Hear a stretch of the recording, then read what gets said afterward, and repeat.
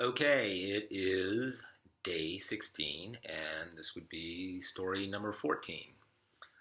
I'm roughly calling this one the Bonobo Lodge. What is the Bonobo Lodge?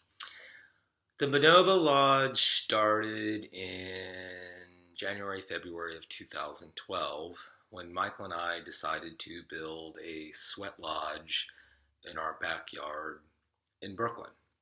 We referred to it as the Urban Lodge Experiment because we didn't really want to get all caught up in authentic Native American and borrowing culture, so we said this is an urban experiment that we're doing on our own. What we did was we would get big rocks and with a 72 psi propane stove, heat those rocks until they were glowing orange, and then carry them inside of a bamboo and willow and tatami room that we had built in our backyard. Now, why we were doing this is we were trying to learn to experiment in building community spaces. Um, as most of you know, Michael and I went on to found a company that makes dome structures essentially for community spaces. I think our tagline is making creative spaces. Archimedes Design. I forget to say my name. I'm not a really good promoter that way. Bonobo Lodge, though. So you build this space, you invite your friends over, they start doing a nice little sweat. What do you do when you're in there? So we started thinking about primates and primate history and touch and all of the things that we've sort of lost track with our wild self, lost track with, any of those things that this whole movement of rewilding and sort of understanding who we are more zoologically than culturally. Like, what does it take to sustain our bodies? What does it take to sustain our minds? One of the clear things in this is touch. Humans need to be touched. It makes us happy. It releases dopamine. It creates bonds. It makes us more of a community. It makes us less contentious with one another. Unfortunately, the few places where we get touch now in any sort of group setting is bar brawls and sex parties. So I think Michael and I tried to set out to find something a little bit less in those extremes. How can you engage in what we call sensual touch, which doesn't necessarily mean sexual touch, in a positive environment where you can create group bonds? So we developed a program where it's brushes. Essentially, we brush people. If you move your hand over your skin at 10 to 20 centimeters per second, you begin to release oxytocin in the brain. If someone else does this, you begin to form a bond with them. If a group of people do this, you begin to form a community with them.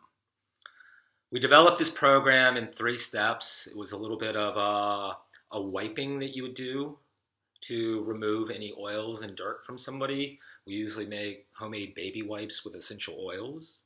And then we would have a series of different brushes. Stronger brushes, smaller brushes, brushes with very, very, very soft bristles, brushes like they were practically like, wallpaper brushes that they're so stiff with rice root bristles.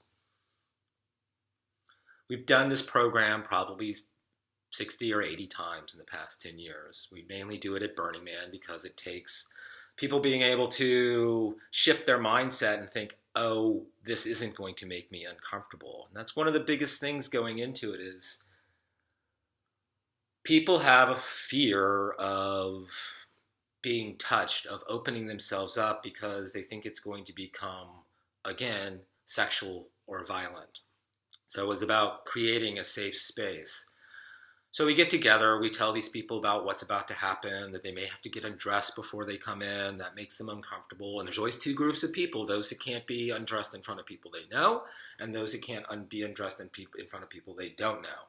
2 very distinct clouds. People get very anxious and apprehensive. They think it's going to be cruisy and hookup-y, and they come in and it's just a workshop. They touch each other.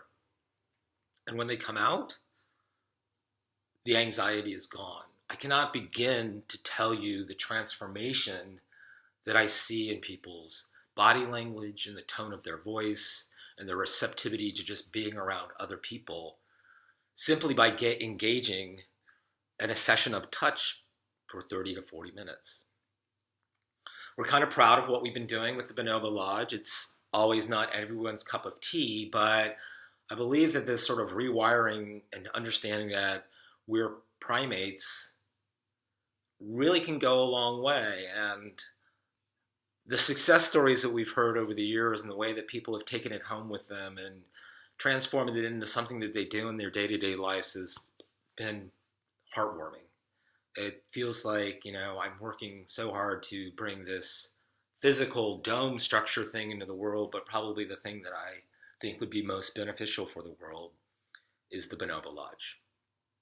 So that's my Bonobo Lodge story. I've got another one coming for you soon.